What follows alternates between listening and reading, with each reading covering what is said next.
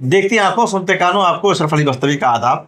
आप सब जानते हैं कि हिंदुस्तान में चुनाव एक तरह से त्योहार के तौर पर मनाया जाता है, और बिहार यूपी का अगर चुनाव हो तो उसमें सबकी दिलचस्पी, पूरे देश की दिलचस्पी हो जाती है।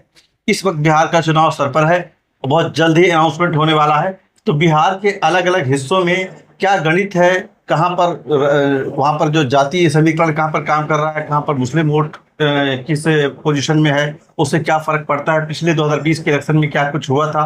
मेरे साथ इस वक्त ज़िया भाई खुद गया से आते हैं, तो इनका जो असेंबली हल्का है वहाँ से शुरुआत करेंगे। बहुत शुक्रिया आपका।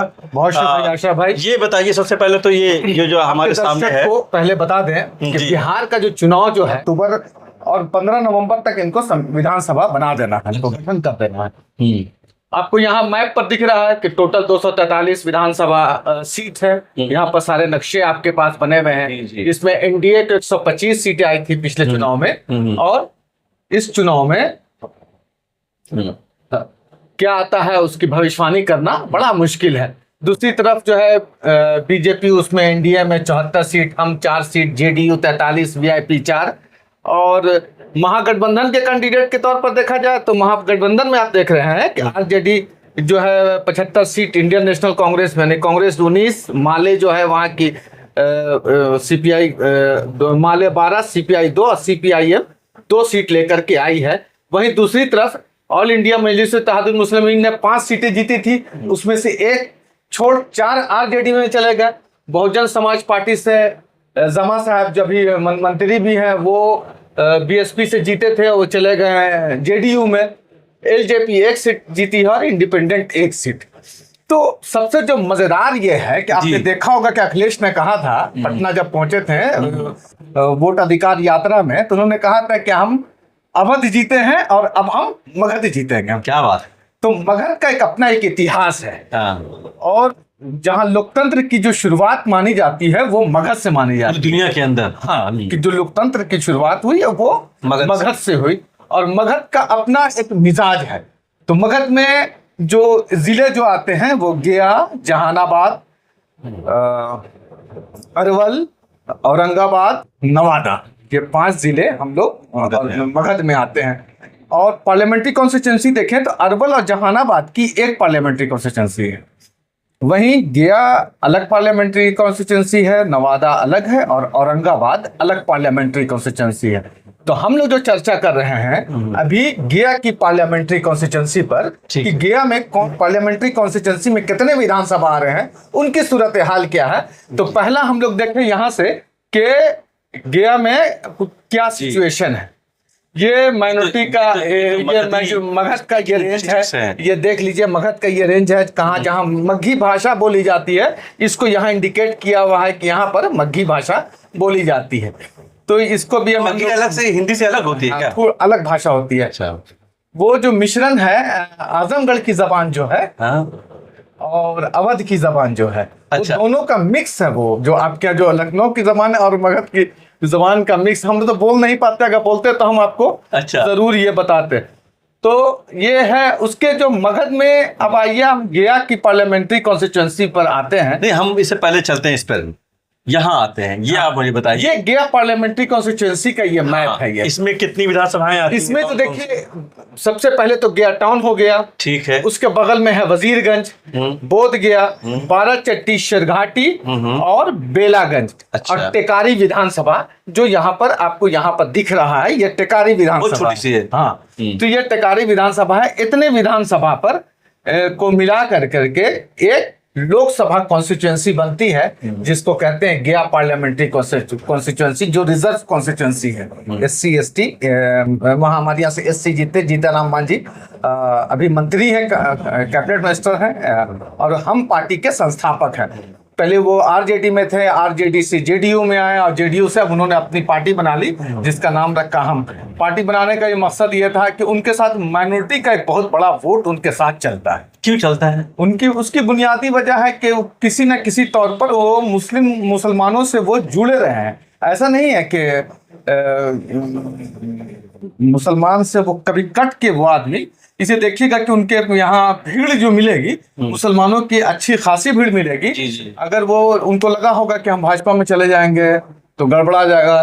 तो आरजेडी से वो आए, लालू यादव की जो पार्टी है आरजेडी, उससे आए जेडीयू में नीतीश कुमार के साथ। नीतीश कुमार ने उनको मुख्यमंत्री बनाया, जी मुख्यमंत्री रहे। उसके बाद जो है वो चले गए, उनको जब पार्टी से उनमें मुख्यमंत्री से उनको हटाया नीतीश कुमार ने, नाराज हो गए। तो फिर उन्होंने अपनी पार्टी बनाई, उसका नाम रखा हम पार्टी, जो पिछले चुनाव में अभी वो जो लोकसभा जीते हैं, मांझी साहब वो गया टाउन से जीते हैं। अच्छा। तो बहुत बड़ी आबादी है उनके साथ। दूसरी बात यह है कि जैसे इमामगंज और बेला जहां से वो लड़ते हैं चुनाव, विधानसभा लड़ा, नहीं सॉरी, इमामगंज और बोध गया, तो एक बहुत बड़ा मुस्लिम बेल्ट का है वो, और किसी न किसी सूरत में वो मिले रहते हैं। वो उनके साथ उनका इंटरेक्शन हमेशा बना रहता है मुस्लिम सोसाइटीज की तरह से। ऐसा नहीं है कि वो कट गए। जैसे पटना में राम कृपाल यादव है, भाजपा में है, मगर अभी भी मुसलमानों के साथ उनका रिलेशन बराबर बना हुआ है। भाजपा में रहते हुए भी मुसलमानों से रिलेशन बना है और मुसलमानों का भी उनसे बना हुआ है, ये बड़ी बात है। ये बड़ी बात है। मगर मांझी साहब ने देखा कि ऐसा ना कि मुसलमान नाराज हो जाए, इसलिए अपनी अलग पार्टी बनाकर, और बनाने से उनको फायदा भी हुआ। उनका बेटा विधान परिषद चला गया, दामाद भी सेट हो गया, अलग अलग जगह पर वो लोग सेट हो गए। एक उनकी अपनी आइडेंटिटी हो गई। हाँ, एक अपनी आइडेंटिटी हो गई। गया शहर का तो ये पॉलिटिकल इतिहास हुआ, और सोशल इतिहास भी जानना जरूरी है। जी बिल्कुल, बताइए। गया एक ऐसा शहर है जो हिंदुओं के लिए बहुत आध्यात्मिक शहर है। वो पिंडदान के लिए भगवान विष्णु का वहाँ पदचिन्ह है। दूसरा जो है बोध गया, जो वर्ल्ड हेरिटेज है, दुनिया की सबसे मशहूर जगहों में से। दूसरी बात, जो गया को जो इनफरादी एक और हैसियत जिससे और बड़ा नाम हुआ गया का, उसकी बुनियादी वजह यह है, या आध्यात्मिक तौर पर हम देखें, जी तसव्वुफ जिसको कहते हैं, वहाँ एक बहुत मशहूर खानकाह है, खानकाह चिश्तिया मुनामिया अबुल-उलाहिया, जो हजरत अता हुसैन फानी की है।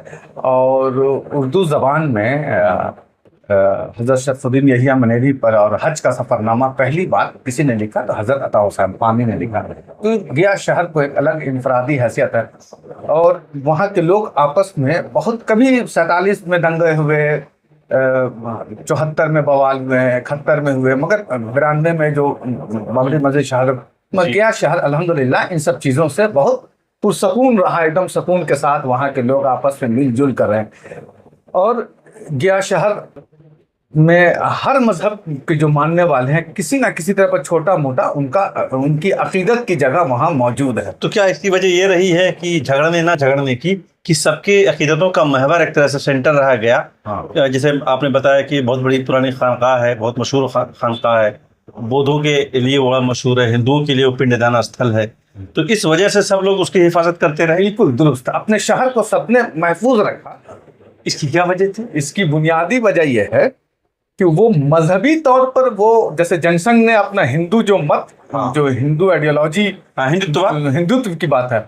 और गया, जब हिंदुस्तान में 3 parliament member of parliament Bhajpa से हुए, तो एक हमारे गया शहर के ईश्वर चौधरी थे। ओहो। तो गया शहर बहुत अजब किस्म का शहर है। यानी संघ की एक तरह से वो भी रही है, प्रयोगशाला भी रही, प्रयोगशाला भी कह सकते हैं उसको। प्रयोगशाला क्या कहें वहाँ इस तरह, मगर पॉलिटिकल प्रयोगशाला कह सकते हैं आप। मतलब कि एक जहनी तौर पर जो है उन्होंने जो समझा उस शहर को, तो ये है कि जनसंघ से जीतने वाले चंद लोग जो शुरू के थे, वो गया शहर में भी उसको दिया, मगर अमन में, शांति में और पर्सनल रिलेशन में आपको कहीं पर यह नहीं दिखेगा कि हिंदू है, मुसलमान है, ये है वो, सबका रिलेशन यानी सब अपनी आइडियोलॉजी के साथ बहुत मजबूती के साथ है। लेकिन आपस में जो उनका रहने का, एक पड़ोसी होने के नाते, एक शहरी होने के नाते, एक जो रिलेशन है वो बहुत मजबूत और मेंटेन है। तो ये चीज जो सबसे जो बड़ी खूबी आपको मिलेगी, वो हमारे गया टाउन का जो विधानसभा आप देख रहे हैं, वहां आपको मिलेगा। वहां के लोग बहुत अलग किस्म के हैं।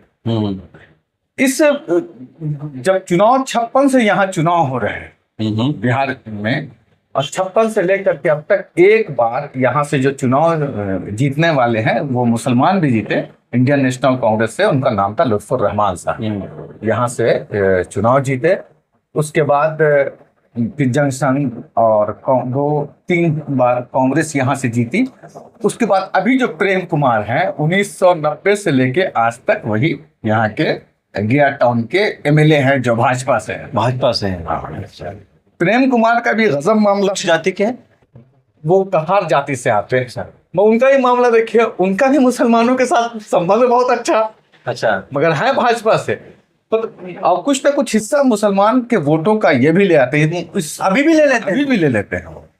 गियर टाउन में प्रेम कुमार जो जीतते हैं ऐसे थोड़े जीत रहे हैं। कुछ देखिए, एक तो है ये आदमी शरीफ, इसमें कोई दो मत नहीं है इनकी शराफत में। पार्टी की आइडियोलॉजी अलग सी बात है, मगर जो अपना जो व्यवहार, जो शिष्टाचार जो होता है, इस आदमी के अंदर कूट कूट के भरा हुआ है कि हमको किससे कैसे मिलना, कोई बदजबानी नहीं। तो क्या 25 में भी रिपीट करेंगे?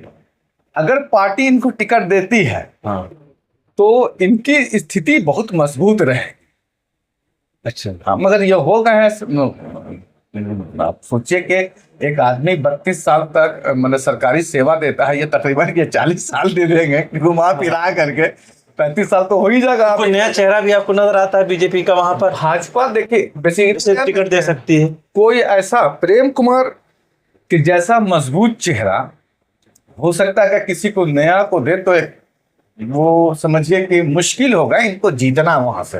अच्छा। इसलिए कि दूसरा जो कैंडिडेट है जो महागठबंधन का है, जिस पर हम लोग चर्चा करेंगे, जो पिछले चुनाव वो लड़ा है, जो हार गए कांग्रेस के थे, तो मुश्किल हो सकता है। भाजपा इतनी बड़ी बेवकूफी नहीं करेगी। अच्छा, ये बताइए मुस्लिम वोट कितना है? आप बता रहे हैं कि 90 से लगातार बीजेपी जीत रही है, इसका मुसलमान वहां पर इतनी कम है कि वो कोई असर नहीं डाल पा रहे हैं? असर नहीं है। होता है क्या कि तकरीबन जो गया शहर में जो मुसलमानों का वोट है वो 27% के आसपास माना जाता है। ठीक है। जो वहाँ जो मुसलमान, अच्छा खासा वोट है, आबादी अच्छी खासी है। होता है क्या कि समय समय पर एक गुट भाजपा को सपोर्ट कर देता है मुसलमानों का। बहुत जमाने तक वहां से शकील अहमद खान चुनाव लड़े सीपीआई के टिकट पर, जो बाद में आरजेडी में चले गए, मंत्री भी जब बने, बड़े पद के नेता हुए। दूसरे उसके बाद सीपीआई जब वो आरजेडी में चलेगा तो वहां से मसूद मंजर को टिकट दिया, तो वो भी नहीं ये हो सके। जो सबसे बड़ी हार हम जो मानते हैं अपने हिसाब से कि जलालुद्दीन अंसारी का उस सीट से हारना। क्या बात है? क्या बात थी? जलालुद्दीन अंसारी राज्यसभा सांसद, ठीक है। पूरा पैसा तकरीबन 4 साल का 3-4 साल का पूरा पैसा गया के विकास में उन्होंने लगाया। ये नहीं कि मुस्लिम इलाके में लगाया, विष्णुपद मंदिर वाला रोड बनवाया, शहर का नाम गोदाम का रोड बनवाया, हर जगह काम उन्होंने किया। अच्छा, विकास खूब किया, बहुत विकास किया। मगर अफसोस ये है कि प्रेम कुमार ने जलालुद्दीन अंसारी को भी हरा दिया।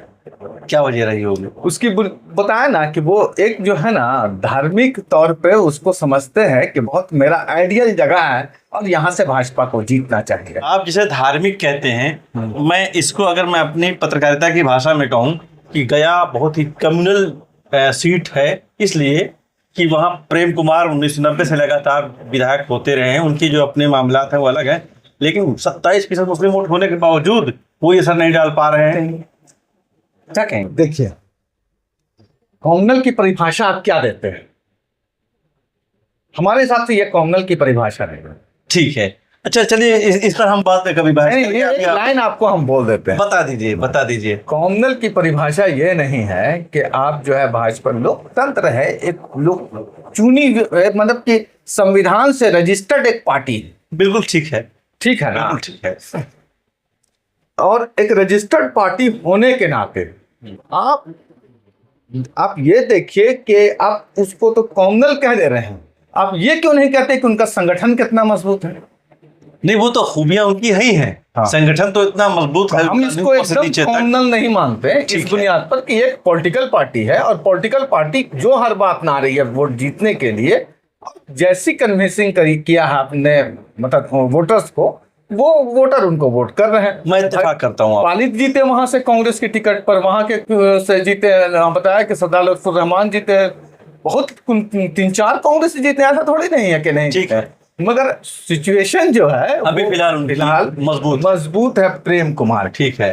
अब इस विधानसभा में हाँ। प्रेम कुमार को जीतने के लिए अब अगर नहीं मिलता, टिकट नहीं मिलता है, टिकट अगर दे देता है किसी नौजवान को, ये ज़ईफ हो गए, तो जीतना थोड़ा उनके लिए मुश्किल हो जाएगी भाजपा को।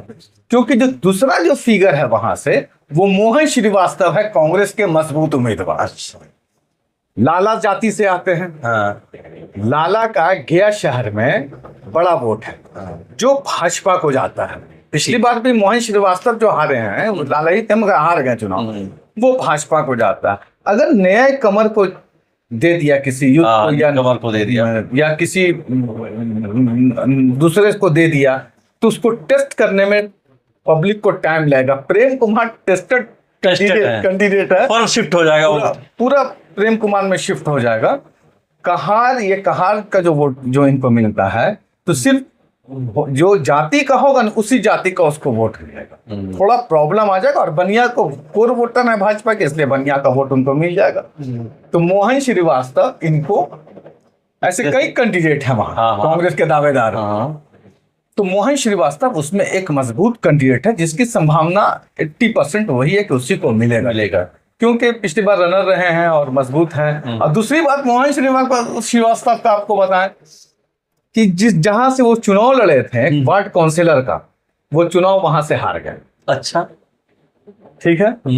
न्यू करीमगंज एक वार्ड है गया में, जो न्यू करीमगंज एक वार्ड है, जहां 95% या कहिए 99% मुस्लिम आबादी है। ठीक है। वहां इबरार अहमद भोला वहां का वार्ड काउंसिलर है। उसने इस्तीफा दिया, कहा कि आप हार गए भैया, वहां के लोगों के अभी गया शहर को जरूरत है और काम की बहुत प्रॉब्लम है गया शहर में, इसलिए आपको जीतना जरूरी है। वो आदमी, लोगों ने कहा कि हार जाएगा, 99% मुस्लिम आबादी है, यहाँ से मोहन श्रीवास्तव कैसे जीतेंगे। और भी कैंडिडेट थे उनके खिलाफ, मगर जहां से वो अभी वार्ड काउंसिलर है, तो वो 100% मुस्लिम आबादी है, 99% मुस्लिम आबादी वाला वो सीट है जहां से वो चुने गए हैं मोहन श्रीवास्तव। इसलिए कांग्रेस भी इस बात को देखेगी कि टिकट देने से पहले कि हम टिकट दे रहे हैं, ऐसे बहुत सारे हैं, खालिद अमीन हैं और कौन सारे कैंडिडेट हैं, मगर एक जो मोहन श्रीवास्तव मजबूत कैंडिडेट है, उनको मेरे हिसाब से इस बार मजबूत कैंडिडेट वही है। विपक्ष में कहा जाए कि उनको अगर कांग्रेस को सीट जाती है गया टाउन की, तो वो मोहन श्रीवास्तव को ही मिलेगा। और हमको लगता है कि इस बार उनकी पोजीशन पिछले बार से ज्यादा अच्छी रहेगी, कि थोड़ा सा इधर उधर वोट होगा। अच्छा, ऐसा नहीं है जो प्रेम कुमार को पहले मिल रहा था वो वोट मिलेगा, इस बार इधर उधर वोट होगा। अगर इधर उधर जरा सा भी 1-2% भी हुआ तो मोहन श्रीवास्तव चुनाव निकाल जी। तो ये रही अपने गया विधानसभा की बात। अच्छी तो गया शहर जो है अशरफ भाई, खाने के लिए बड़ा यूनिक जगह है। क्या बात कर रहे हैं? क्या चीज वहाँ मशहूर है खाने की? वहाँ आपको गया शहर में जो कहीं, उसके बाद ही सब जगह गया। हमारे यहाँ तिलकुट। अच्छा, अंदरसा, ये क्या होता है? अंदरसा मिठाई होती है? एक मिठाई है, दो चीज, दोनों अच्छा, मिठाई है। अच्छा। तो हमारे यहाँ जो गजक कहलाता है ना, हाँ। तो उसका हमारे यहाँ से पूरे हिंदुस्तान में गया। अच्छा, तिलकुट जो बनता है वो तिल से, उसको कूट, समझ गया, तिल को कूट करके तिलकुट बनता है। सर्दियों में खास तो से लोग खाते हैं ताकि नजला वजला, जुकाम, खांसी वगैरह ना हो। भी देता है वो सर्दी में, गर्मी में अंदरसा बिकता है। तो ये सब चीज वहाँ के, मगर अलग अलग सेपरेट। तिलकुट का अपना एक इतिहास है, अंदरसे का अपना इतिहास है। तो इस सब चीज का हमारे यहाँ एक दुकान है, 250 की दुकान। अच्छा। तो उसकी अलग अपनी खूबी है कि दुनिया का कोई ऐसा आइटम मांगिए जो उनके पास जड़ी बूटी ना हो। अच्छा, दिल्ली में रहते हुए कितने साल हो गए आपको? वो दिल्ली में रहते हुए हो गए 24 साल। 24 साल। आपकी एज कितनी है? 50 साल। यानी 26 साल आप जो है बिहार में रहे हैं। अभी भी आपका बिहार वाला हिस्सा ज्यादा है, 2 साल। यानी आपको बिहार अपनी तरफ खींचता है एकदम। कहे हम तो हर 2-3 महीने में चले जाते हैं गया। हाँ। अगर ना जाए तो हमको तो तबियत ये होने लगती। अच्छा, बेचैन होने लगती। जाना जरूरी है।